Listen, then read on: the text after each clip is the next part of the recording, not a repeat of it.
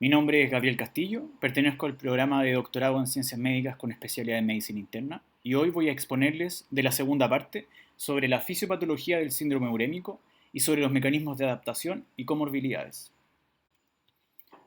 Los logros de aprendizaje esperados para esta segunda parte corresponden a identificar los mecanismos involucrados en la alteración de la homeostasis, producto del daño crónico de la función renal, relacionar los signos y síntomas del síndrome urémico con los mecanismos fisiopatológicos responsables y finalmente fundamentar las bases del tratamiento orientándolo a interceptar los mecanismos de daño renal crónico, su progresión y efectos clínicos. Como probablemente revisaron en semiología el año pasado, el síndrome urémico corresponde a un conjunto de signos, síntomas y manifestaciones clínicas que derivan de la progresiva disminución de la función renal en su totalidad. Como pueden ver en esta diapositiva, el conjunto de signos y síntomas son variados e involucran a gran parte, si no todas, los distintos sistemas fisiológicos del cuerpo humano.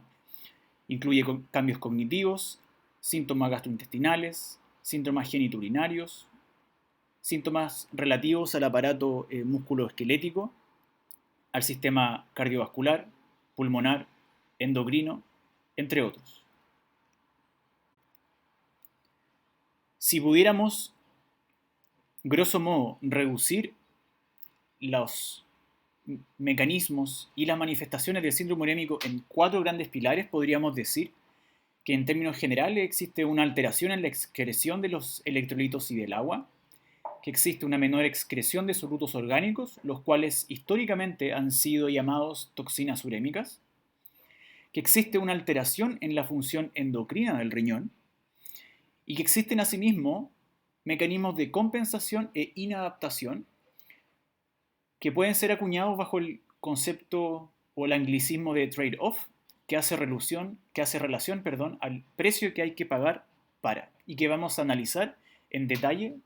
en las distintas diapositivas.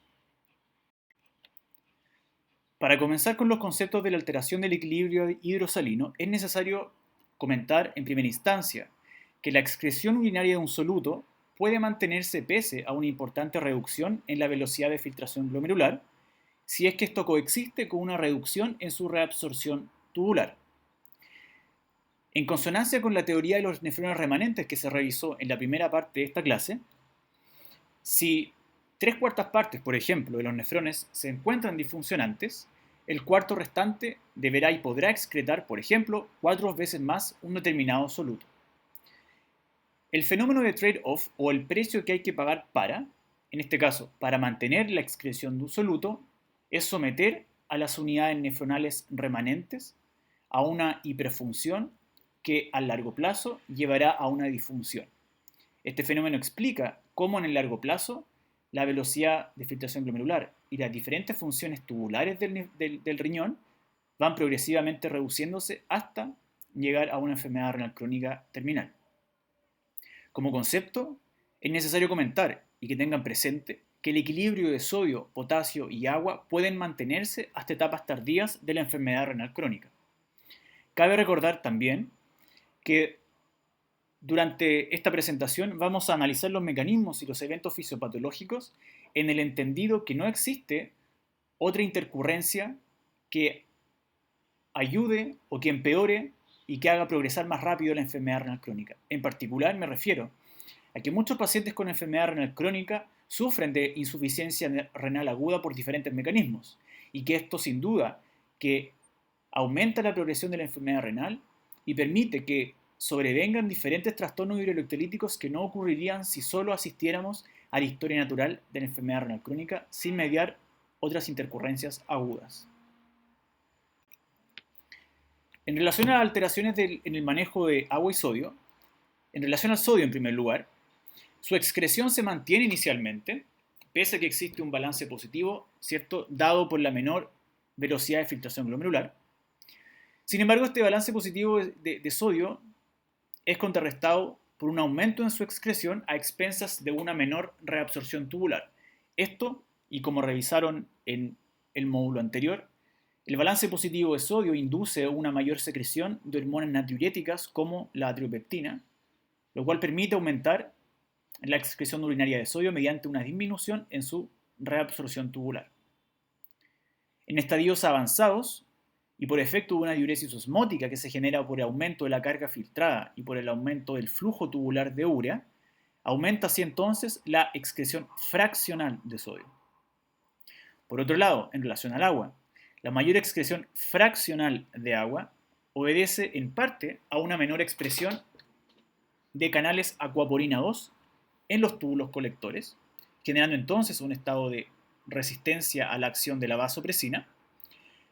así como por una disminución en la reabsorción de agua libre mediante una disminución de la tonicidad medular. Por ambos mecanismos, entonces, en estadios avanzados, se va perdiendo progresivamente la capacidad de concentrar la orina, excretándose en estadios finales una orina isosmótica, lo que se conoce como isostenuria. En relación a las alteraciones en el manejo del potasio, cabe mencionar que con variaciones, y mejor dicho, con disminuciones de la filtración glomerular, se produce entonces una transitoria elevación de la concentración plasmática de potasio, lo cual es compensado con un aumento en su excreción urinaria, en el entendido que una mayor carga filtrada de potasio se traduce en una mayor excreción urinaria de este. Asimismo, y por efecto del hiperaldosteronismo que se genera en los estados de enfermedad renal crónica, secundario a la activación del eje renina-angiotensina-aldosterona, se va produciendo un aumento en la secreción tubular de potasio, el cual en etapas más avanzadas puede incluso superar a la carga filtrada. Asimismo, durante la enfermedad renal crónica, el hiperaldosteronismo permite una mayor secreción de potasio al lumen intestinal, convirtiéndose entonces la secreción colónica de potasio en un mecanismo importante de adaptación para lograr una excreción de potasio. Finalmente sobreviene la hipercalemia cuando se excede esta capacidad de excreción.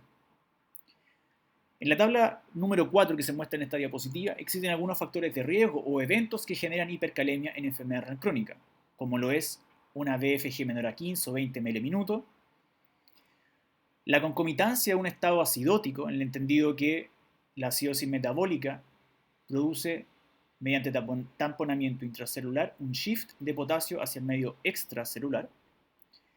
La nefropatía diabética, cuando cursa con estados de hiporreninismo hipoaldosteronémico o hipoaldosteronismo hiporrenémico, La edad avanzada, el uso de inhibidores del eje renina-angiotensina-aldosterona, fundamentalmente cuando se usan en estados de BFG menor a 30. Cuando no se usan diuréticos en estados edematosos en enfermedad renal crónica, y sin duda que uno de los mecanismos también muy importantes y que uno observa muy frecuentemente en los pacientes son las transgresiones alimentarias y el exceso o aumento del consumo de potasio en la dieta. En relación a los conceptos de la alteración del equilibrio ácido-básico, quiero partir describiendo la figura de esta diapositiva. En este gráfico se grafica en el eje X la excreción de protones, la excreción neta de protones por unidad de filtración en un riñón normal versus el eje de las Y, donde se grafica la misma relación pero en riñón enfermo. En este gráfico se indujo un modelo de enfermedad renal crónica unilateral y se comparó la excreción de protones entre el riñón normal y el riñón enfermo en diferentes condiciones a las que fueron sometidas para generar cambios en el metabolismo ácido básico, induciendo así, por ejemplo, estados de intensa acidosis metabólica. Al comparar la excreción neta de protones, básicamente amonio, por unidades funcionales de filtración glomerular, vemos en este gráfico que existe una correlación similar a 1, lo que quiere decir que cada nefrón funcionante es capaz de aumentar la secreción de amonio y de esta forma contrarrestar el efecto que se genera por la acumulación de hidrogeniones en el plasma durante la enfermedad renal crónica. Así entonces, la falla en la alteración de la excreción de protones se debe más bien a una disminución en las unidades nefronales funcionantes más que a una disfunción del nefrón remanente por sí mismo. La acidemia entonces que se produce por una disminución del bicarbonato, induce un aumento en la amoniogénesis y en la excreción de acidez titulable, pero fundamentalmente en la amoniogénesis, que puede llegar hasta 4 veces en relación a un paciente sano. No obstante, y como se menciona, esto tiene una capacidad limitada por el número de nefrones funcionantes. Una vez sobrepasada esta capacidad, lo que se alcanza fundamentalmente con VFGs menores a 50 ml minuto, la acumulación de hidrogeniones será tamponada por el carbonato óseo y por el músculo esquelético, lo que genera disolución del mineral óseo y pérdida de la masa magra. Cuando la BFG desciende de 30, entonces, sobreviene la hiperfosfatemia y con ello aumenta el anión GAP. Pasemos ahora a revisar algunas comorbilidades que ocurren en enfermedad renal crónica. Una de ellas, y muy importante, es la hipertensión arterial. Y como se observa en esta lámina, la hipertensión arterial es capaz de generar enfermedad renal crónica o una nefropatía crónica, así como la enfermedad renal crónica contribuye y exacerba la hipertensión arterial. Los mecanismos de hipertensión arterial en enfermedad renal crónica son variados. La disminución de la masa nefronal, en términos globales, disminuye la excreción de sodio. Por otro lado, se genera un aumento en el tono del eje renina-angiotensina-aldosterona, tanto tisular como sistémico, aumentando la reabsorción de sodio en nefrones remanentes, lo que contribuye a generar retención de sodio, aumentar la vasoconstricción periférica, expandir el volumen extracelular, aumentar la rigidez arterial y el remodelamiento de estas, y finalmente aumentar la presión arterial sistémica. Asimismo, coexiste con la enfermedad renal crónica un importante mecanismo de disfunción endotelial que participa en la etiología y en la fisiopatología de este modelo de enfermedad, así como una sobreactividad del sistema nervioso simpático, el cual es potenciado también por la actividad angiotensina, el cual a su vez cierra un loop al aumentar la secreción de renina en el aparato yuxtaglomerular mediante la actividad de receptores beta-adrenérgicos. No obstante, pese a todos los mecanismos mencionados anteriormente, el principal mecanismo que participa en la hipertensión en estos pacientes es la hipervolemia o el aumento del volumen extracelular. Esto se puede apreciar en este gráfico, donde a un paciente con enfermedad renal crónica e hipertenso, donde observamos presiones arteriales de 230 con 130 milímetros de mercurio, al someterse a un tratamiento diurético por 12 semanas que redujo aproximadamente su peso corporal en 10 kilos, se aprecia tras el periodo de observación una significativa disminución en sus cifras tensionales hasta valores cercanos a 140 con 90 milímetros de mercurio. Como se puede inferir de las diapositivas anteriores, existe una intrincada relación entre la presión arterial y el balance de sodio. Vamos a revisar en esta diapositiva cómo se aplica el fenómeno del trade-off en la excreción de sodio.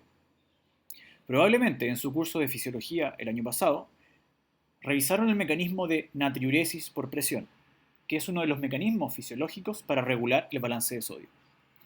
Lo revisaremos en el gráfico de la izquierda. En este experimento, se sometió a un animal no humano a un protocolo experimental de 3 etapas. Una fase basal entre el día -6 y 0, y luego una fase entre el día 0 y 7, en amarillo pálido, y entre el día 7 y 16 en naranjo. Este animal fue sometido a una dieta rica en sodio, y vemos que en sus condiciones basales mantenía una presión arterial sistólica de 100 milímetros de mercurio, un balance acumulado de sodio en 0 miliequivalentes y una excreción urinaria de este electrolito cercana a 270 miliequivalentes por día. En el día 0, es decir, al inicio de lo que se ve como el color amarillo, se realizó un clamp en la aorta suprarrenal y se comienza a administrar altas dosis de aldosterona. Se observa entonces, como consecuencia de esto, un aumento progresivo en la presión arterial sistólica que no se transmite a la arteria renal por efecto del clamp suprarrenal y que se debe a un aumento en el equilibrio acumulado de sodio y a una disminución en su excreción urinaria por efecto de la aldosterona. Cuando se libera el clamp suprarrenal, lo que se muestra en la flecha inferior al día 7, se observa, como se ve en el primer panel, un rápido ascenso de la presión arterial en la arteria renal que se equipara a la presión arterial sistólica sistémica. Junto con ello, vemos en el panel más inferior un rápido ascenso en la excreción urinaria de sodio, pese a la mantención de la administración de aldosterona y con una disminución en el equilibrio acumulado de sodio. Vemos que con el paso de los días, la excreción urinaria de sodio llega a los niveles basales, no obstante, con la persistencia de un equilibrio acumulado de sodio y con una mantención de la presión arterial sistémica y renal en niveles mayores al basal. Esto es lo que podríamos describir como un fenómeno de escape a la aldosterona y que pese a la presencia de esta hormona en niveles suprafisiológicos, la presión arterial por sí misma es capaz de inducir excreción urinaria de sodio. Esto ocurre en condiciones fisiológicas.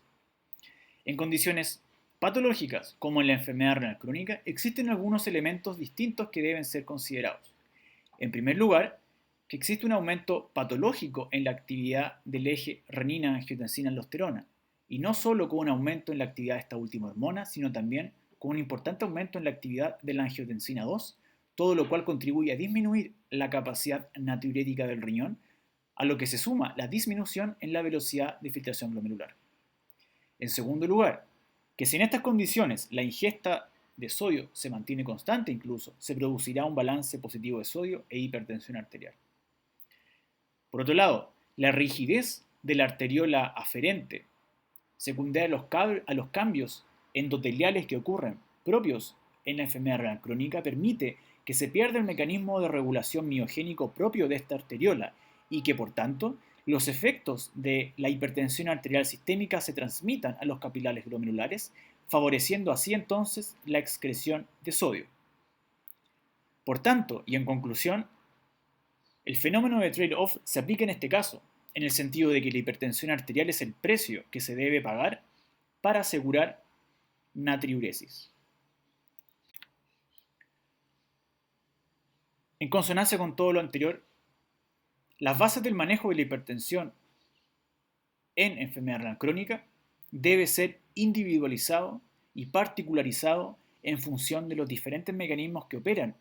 en el paciente, los cuales se han destacado en esta diapositiva en recuadros rojos. Y se resumen a reducir el consumo de sal, a inhibir el eje renina-angiotensina-aldosterona, sobre todo cuando la velocidad de filtración glomerular es mayor a 30 ml minuto, el uso de vasodilatadores, el uso de diuréticos de asa y evitar sobrecorregir la anemia, como revisaremos más adelante. Frente a la pregunta de cuánto debe corregirse la presión arterial o cuán intensiva debe ser la terapia, esa es una respuesta cuyas luces han sido dadas hace un par de años por el estudio clínico SPRINT, en el que a pacientes hipertensos no diabéticos se les randomizó a recibir un tratamiento intensivo versus un tratamiento estándar en el manejo de su presión arterial, como se ve en el gráfico de la izquierda. Y vemos como en el gráfico de la derecha, sobre todo en la primera fila, se observa que en términos globales, el grupo de pacientes con tratamiento intensivo se vio beneficiado al disminuir el riesgo de eventos cardiovasculares. No obstante, este beneficio se perdió cuando los pacientes fueron analizados solo para aquellos portadores de enfermedad renal crónica. Es necesario preguntarse entonces, ¿qué relación existe entre el fenómeno de trade-off y la presión arterial y los resultados de este estudio clínico? Pasando a la segunda comorbilidad, vamos a analizar lo que ocurre con la enfermedad osteometabólica. Hace 20 años La enfermedad osteometabólica se entendía como una interrelación entre la glándula paratiroides y el riñón,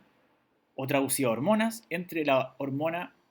paratirina o la paratormona y el calcitriol o vitamina D.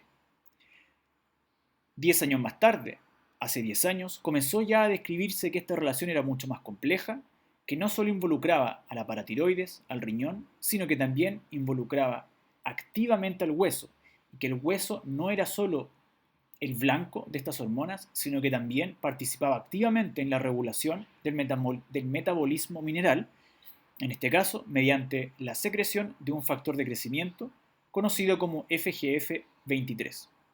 Como se observa en el panel inferior, existe un mutuo feedback entre la paratormona, la vitamina D y FGF23. Para complejizar esta relación, se describe un cuarto actor protagónico que corresponde a una molécula conocida como cloto y que analizaremos en la siguiente diapositiva. Cloto es una proteína que participa en los mecanismos celulares de transducción de señales que se inducen tras la unión de FGF23 a su receptor. En el riñón inhibe la 1-alfa hidroxilación de la vitamina D e inhibe la reabsorción tubular de fósforo, induciendo entonces un aumento en la fosfaturia. Por otro lado, en la paratiroides, la unión de FGF23 a su receptor y a cloto inhibe la secreción de la paratormona por esta glándula. Asimismo, en el riñón aumenta la reabsorción tubular de calcio. Este efecto inhibitorio que tiene la acción de FGF23 sobre la síntesis o activación del calcitriol a hormona vitamina D activa tiene una directa repercusión en el metabolismo del calcio-fósforo intestinal, dado que al disminuir las concentraciones o la activación del calcitriol, se inhibe entonces y se interfiere con la absorción intestinal de calcio y fósforo, como ustedes revisaron en su curso de fisiología del año pasado. Al tomar todas estas alteraciones y relacionarlas con el metabolismo del calcio y fósforo, obtenemos lo siguiente. En primera instancia tenemos que tener en consideración que los cambios fisiopatológicos van a ir progresando a medida que la filtración glomerular vaya disminuyendo. La disminución de la filtración glomerular, fundamentalmente cuando ésta desciende de 30 mililitros por minuto, va a repercutir directamente en la excreción de fosfato, el que se va a acumular. Este ha sido postulado como uno de los principales mecanismos, es decir, la hiperfosfatemia, en la reducción de la síntesis y activación de calcitriol. Por otro lado, la disminución en la excreción de fosfato va a aumentar el fosfato sérico, lo que junto con la hipocalcemia que se observa por el déficit de calcitriol, opera directamente en el aumento de la secreción de paratormona, la que también es potenciada por la disminución de calcitriol y que termina generando en efectos macroscópicos un aumento de la resorción ósea y con perpetuación de este trastorno, como revisaremos un poco más adelante. Revisemos qué ocurre o cómo se aplica el fenómeno del trade-off en el manejo mineral en enfermedad renal crónica. Cabe mencionar a priori que este gráfico tiene fines estrictamente académicos y no necesariamente representa los cambios como se observan acá. No obstante, vemos que con las disminuciones en la filtración glomerular se produce un aumento en el fosfato sérico y con ello una disminución transitoria en el calcio plasmático, lo que induce la secreción de paratormona y que restablece, como se observa en cada uno de estos intervalos delineados en línea roja, en una normalización de los valores plasmáticos de fosfato y calcio. Vemos que a medida que va progresando la disminución en la función glomerular, se van produciendo consecuentemente alteraciones en las concentraciones de fosfato y calcio, lo que se traduce nuevamente con aumentos sostenidos de la paratormona. Si bien, como vemos en este gráfico, en el tiempo, las concentraciones de fosfato y calcio se mantienen pese a la disminución en la filtración glomerular, los niveles de PTH progresivamente van aumentando. Y el precio entonces que hay que pagar, según la hipótesis del trade-off, para mantener concentraciones normales de fosfato y calcio, es el hiperparatiroidismo. Si pudiéramos resumir todas estas alteraciones en el tiempo, podríamos observar que a medida que va progresando la enfermedad renal crónica, se van produciendo las diferentes alteraciones. Clásicamente, se pone un gran énfasis en cómo se van produciendo alteraciones en el metabolismo del calcio y fósforo, pero solo en términos de sus concentraciones. Y vemos que en estadios bastante terminales de la enfermedad renal crónica se observa la hiperfosfatemia y la hipocalcemia. Pero si nos centramos en las alteraciones de las hormonas FGF23, calcitriol, PTH y cloto, vemos que las alteraciones preceden con bastante antelación a los cambios de las concentraciones séricas de fósforo y calcio que suelen medirse con mayor frecuencia. Vemos en este gráfico que la primera alteración observable es el aumento de FGF23 y si bien no se grafica acá, sabemos actualmente que la disminución de cloto ocurre tempranamente y de forma progresiva en enfermedad renal crónica. Por tanto, si en un paciente con enfermedad renal crónica nosotros detectamos que existe un aumento en la concentración sérica de fósforo, quiere decir que hemos llegado tarde en las intervenciones que se pueden haber instaurado.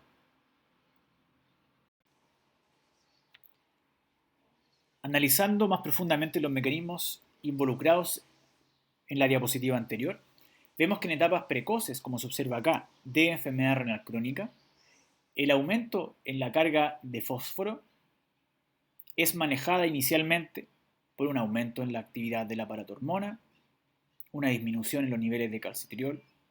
un aumento en los niveles de FGF23, todo lo cual permite aumentar la excreción fraccional de fósforo y mantener estos niveles normales. No obstante, en etapas tardías, el progresivo aumento en los niveles de PTH, FGF23 y los niveles disminuidos de calcitriol no son suficientes para mantener una adecuada excreción de fosfato, pese a un intenso aumento en su excreción fraccional. Ocurre un importante aumento en la resorción ósea y sobreviene entonces la hiperfosfatemia. Todos estos mecanismos gravitan en el aumento en la mortalidad de estos pacientes por fundamentalmente enfermedad cardiovascular e hipertrofia ventricular izquierda. Se produce calcificación valvular. Se produce en una enfermedad vascular fundamentalmente dada por calcificaciones de vasos sanguíneos, disfunción endotelial, todo lo cual contribuye a aumentar la morbimortalidad en enfermedad renal crónica. Las consecuencias clínicas de la enfermedad osteometabólica en enfermedad renal crónica son variadas. Como hemos revisado, en etapas más tardías observamos hiperfosfatemia, hipocalcemia, osteopenia, osteoporosis y osteitis fibrosa dada por el aumento en la actividad de su resorción por la paratormona. El aumento de los niveles de fosfato y en algunos casos la mantención en los niveles de calcio puede producir la precipitación de cristales de fosfato cálcico que contribuyen a la calcificación heterotópica o metastásica de distintos tejidos blandos. Además, la paratormona tiene un efecto que, recordemos, es negativo al disminuir el umbral renal de bicarbonato y al generar un efecto clínico de resistencia a la acción de la eritropoyetina. Vemos en estas imagenologías arriba tumores pardos propios de los pacientes con hiperparatiroidismo secundario y en el gráfico inferior la calcificación del miocardio ventricular izquierdo por efecto de estas calcificaciones heterotópicas. En función de lo anterior, las bases del manejo de la hiperfosfatemia y del hiperparatiroidismo se resumen en las siguientes.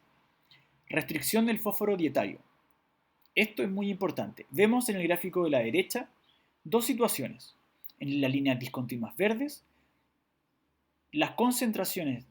o las unidades de PTH en función de la filtración glomerular en animales sometidos a dieta baja en fósforo. Y vemos cómo, pese a una progresiva disminución de su filtración glomerular, los niveles de PTH se mantienen bastante inalterados. No obstante, si estos mismos animales son sometidos a una dieta rica en fósforo, los niveles de PTH aumentan de forma exponencial. Por ello, junto con restringir el fósforo dietario, deben usarse quelantes de fósforo con las comidas. Hay algunos basados en calcio y otros no basados en calcio, en el entendido además de que en estos pacientes existe una disminución en la síntesis de calcitriol y con ello una disminución en la absorción intestinal de estos minerales. Asimismo, pueden usarse calcimiméticos o fármacos que modulan de forma alostérica el receptor sensor de calcio y disminuyen así o contribuyen a disminuir la secreción de paratormona por la glándula paratiroides. Puede usarse también calcitriol en casos de hipovitaminosis e hipocalcemia, recordando también que el calcitriol ejerce un efecto negativo sobre la secreción de paratormona, como se revisó en las diapositivas anteriores. Finalmente, en casos refractarios, la paratiroidectomía es una alternativa terapéutica. Debe recordarse que el efecto de calcificación es aún mayor cuando el producto calcio-fósforo, es decir, la simple multiplicación de ambas concentraciones en miligramos de decilitro, excede a 55 y que en casos extremos puede sobrevenir un fenómeno clínico conocido como calcifilaxis y que consiste incluso en necrosis del tejido subcutáneo que puede ser bastante grave. La tercera comorbilidad que vamos a revisar es la anemia. La anemia, que clásicamente sobreviene en enfermedad renal crónica, es una anemia normocítica, normocrómica e hiporregenerativa. En este gráfico se han ilustrado los niveles de hematocrito en función de diferentes niveles de nitrógeno ureico en sangre en pacientes con enfermedad renal crónica y vemos cómo estas dos variables se correlacionan de forma negativa y por tanto el hematocrito va disminuyendo progresivamente con la progresión de la enfermedad renal crónica o en este caso con la acumulación de productos nitrogenados. Frente a la pregunta de por qué es importante la anemia en enfermedad renal crónica, tenemos estos gráficos que nos muestran que la anemia es un predictor de mortalidad. A la izquierda vemos un gráfico en el que se han separado los pacientes en enfermedad renal crónica en un grupo que no tenía anemia versus otro que sí tenía anemia. Y vemos cómo en el seguimiento a 24 meses los pacientes con anemia tienen una menor probabilidad de sobrevida global. En el gráfico de la derecha vemos además que la presencia de anemia se asocia significativamente con mayor número de eventos cardiovasculares, cerebrovasculares, ateroscleróticos, de insuficiencia cardíaca, riesgo de hospitalización, de mortalidad por cualquier causa y de necesidad de terapia de reemplazo renal, en el entendido del rol que juega la anemia en contribuir a la hipoxia renal que se genera en enfermedad renal crónica por los diferentes mecanismos que se analizaron en la primera parte de esta clase. Los mecanismos involucrados en anemia son variados. En primer lugar, se ha descrito una menor vía media de los eritrocitos circulantes, un déficit en la secreción de eritropoyetina en el entendido del rol que juega el riñón y el aparato yuxtaglomerular como productor de esta hormona, pero no solo en su déficit, sino también que sobreviene una resistencia a su acción por efecto de toxinas urémicas e importantemente por PTH, que ocurre un déficit de hierro y alteración en su utilización, y finalmente la posible coexistencia de déficit de vitamina B9 o ácido fólico y B12 o cianocobalamina. Revisemos estos mecanismos. La disminución de la vida media de glóbulos rojos circulantes ha sido documentada hace ya bastante tiempo. Vemos en esta tabla un protocolo publicado en el New England Journal of Medicine en 1967, donde lo que se hizo dentro de otras estrategias experimentales fue marcar con isótopos radioactivos a los glóbulos rojos y evaluar su vida media. Recordemos el módulo de hematología del semestre pasado, donde se describe y se describió que la vida media de los glóbulos rojos es cercana a los 100-120 días. Vemos como en estos pacientes, en esta tabla y enmarcados en el recuadro rojo, la vida media oscila entre 13 en el peor de los casos y 60 días en el mejor de los casos. Por tanto, observamos en términos descriptivos una menor sobrevida de estos glóbulos rojos, lo cual sin duda que puede obedecer a variados mecanismos que lo pueden explicar. Por otro lado, los pacientes con enfermedad renal crónica tienen un déficit de eritropoyetina, lo cual es esperable y entendible en el entendido de la disminución de las funciones globales del nefrón, lo que incluye también a las células del aparato yuxtaglomerular que fisiológicamente secretan esta hormona. En este gráfico vemos una representación de las concentraciones de eritropoyetina en función de la hemoglobina para 3 situaciones experimentales: sujetos normales sin anemia, sujetos normales con anemia y pacientes con insuficiencia renal. Y vemos, al comparar los sujetos con anemia sin enfermedad renal crónica y los pacientes con enfermedad renal crónica, que para un mismo nivel de hemoglobina, los niveles de eritropoyetina circulantes son sustancialmente menor en aquellos pacientes con enfermedad renal crónica.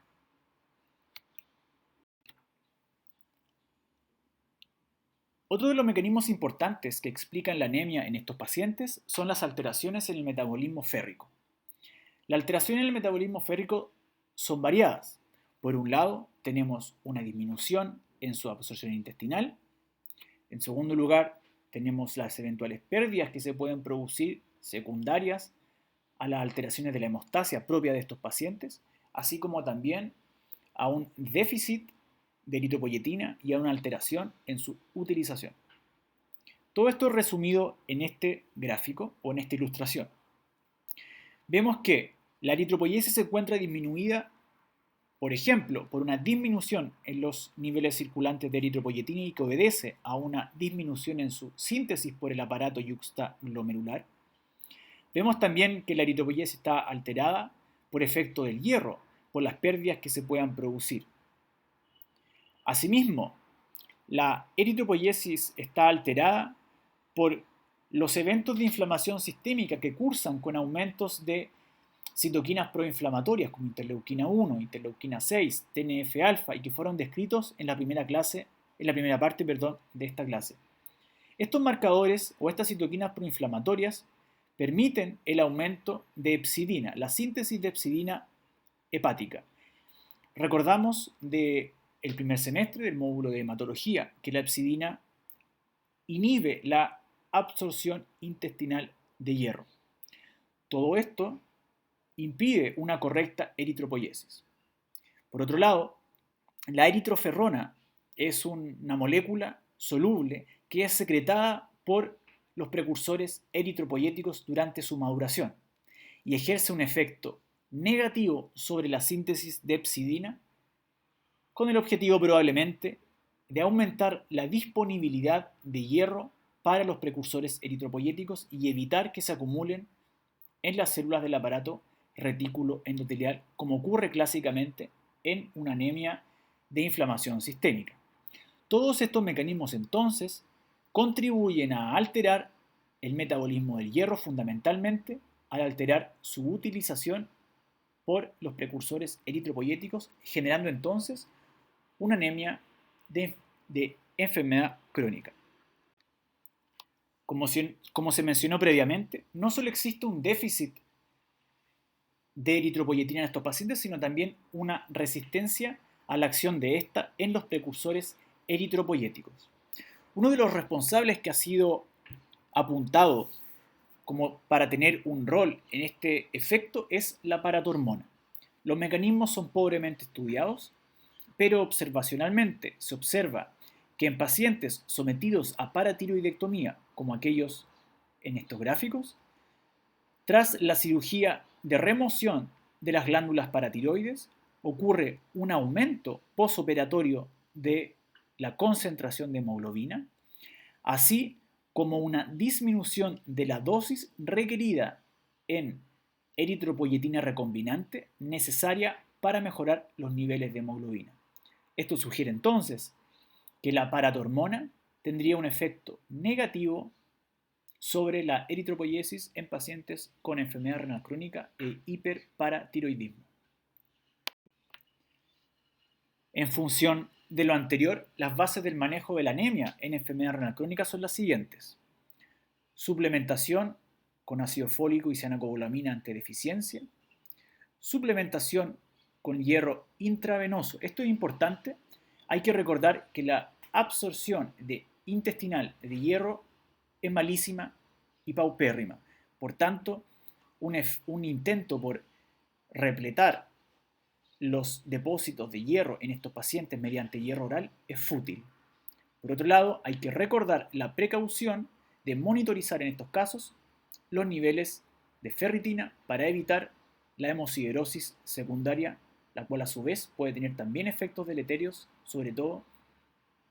en la función ventricular. Y en tercer lugar, muy importantemente, está el uso de agentes estimuladores de la eritropoyesis, principalmente eritropoyetina recombinante humana e inhibidores de la prolil hidroxilasa, que vamos a analizar en la siguiente diapositiva. En el gráfico de la derecha se grafica la probabilidad de eventos cardiovasculares y muerte en función de los meses en pacientes con enfermedad renal crónica y uso de eritropoyetina, en quienes se planeó un target de normalización de la hemoglobina en comparación con pacientes sanos, es decir, sobre 12 gramos de decilitro, versus un grupo con menores niveles de hemoglobina entre 10 y 12. Y lo que observamos es que los pacientes con niveles menores a los normales para pacientes sanos tienen un menor riesgo de sufrir eventos deleterios durante la corrección de la anemia. Por tanto, el mensaje es: a estos pacientes no debe llevárselos a niveles normales de hemoglobina plasmática. Recordemos el efecto negativo que puede tener el aumento de la viscosidad sanguínea sobre la fisiología cardiovascular, así como hay que recordar o mencionar que los agentes estimuladores de eritropoyesis tipo eritropoyetina recombinante humana tienen como efecto adverso un aumento de la presión arterial, todo lo cual podría ser deleterio para este tipo de pacientes. En relación a los últimos fármacos mencionados, vamos a analizar cómo se sintetiza de forma fisiológica la eritropoyetina en las células del aparato yuxtaglomerular. Quiero, antes de mencionar ello, comentar que el Premio Nobel de Fisiología o Medicina del año 2019 fue otorgado a 3 investigadores que dilucidaron fundamentalmente estos mecanismos que vamos a conversar, pero que también importantemente dieron a conocer que estos mecanismos no solo operan en el aparato yuxtaglomerular, sino más bien que todas las células de la fisiología son capaces de responder frente a la hipoxia, aumentando la secreción de eritropoyetina. En condiciones normales o de normoxia, el oxígeno es capaz de hidroxilar mediante la acción de la prolil hidroxilasa residuos de prolina presentes en el factor inducible por hipoxia o HIF, lo que es reconocido por el proteasoma, y finalmente termina degradándose este factor de transcripción o este factor promotor de la transcripción. En condiciones de hipoxia, la ausencia de oxígeno o la disminución en su biodisponibilidad impide la acción de esta hidroxilasa y por tanto este HIF no hidroxilado es capaz de estabilizarse mediante la dimerización de HIF alfa y HIF beta, lo cual permite su translocación al núcleo y la inducción de la transcripción de eritropoyetina, entre otros targets génicos, como se observa en esta diapositiva. ¿Cuál es la importancia de los hallazgos comentados o publicados por Nobles es que básicamente este mecanismo de acción se observa no solo en los riñones, sino también en muchas células de la economía, como se mencionó anteriormente. Y la importancia de esto es que se permitió el diseño de fármacos capaces de inhibir la prolil hidroxilasa. La pregunta es, ¿qué beneficio podría tener inhibir esta enzima en células que por disfunción renal no son capaces de producir eritropoyetina? La respuesta es, a la luz de lo que nos permitieron conocer estos Nobeles, es que en células no renales o no yuxtaglomerulares sometidas a normoxia, el uso de estos fármacos podría estabilizar este factor de transcripción y, mediante un mecanismo hipoxia independiente, mediado por el fármaco, aumentar los niveles de eritropoyetina y contribuir a mejorar el manejo de la anemia en enfermedad renal crónica.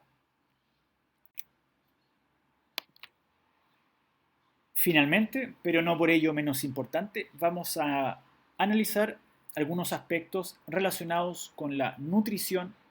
de los pacientes con enfermedad renal crónica. Deben tener presente que una dieta rica en proteínas en pacientes con enfermedad renal crónica se asocia a una progresión más rápida de su falla renal. Por tanto, estos pacientes, cuando no están sometidos a diálisis, deben recibir dietas bajas en proteínas. Esto es un arma de doble filo, por cuanto la baja dieta en proteínas induce estados de desnutrición, como se observa en cualquier paciente sin enfermedad renal crónica. En estos pacientes hay aún más mecanismos que contribuyen a generar un estado de desnutrición. Y es que la disfunción renal induce un estado enteropático. Como vemos en este gráfico, la alteración en la función renal produce una alteración en la motilidad intestinal, una disminución en la digestión proteica y en su absorción, por ejemplo, por edema de la mucosa, lo que se suma a las diferentes comorbilidades de estos pacientes, algunas alteraciones dietarias, abusos de medicamentos y que gravita también en la generación de constipación. Estas alteraciones enteropáticas inducen un cambio en la microbiota intestinal, aumentando la generación de toxinas derivadas del metabolismo proteolítico de las proteínas presentes en la dieta, con aumento, por ejemplo, de amonio, aminas, indoles, que dañan la mucosa intestinal, generan translocación bacteriana y con ello fenómenos de endotoxemia, inflamación sistémica, empeoramiento del estado proinflamatorio sistémico y que gravitan sin duda también en el performance inmunológico de estos pacientes.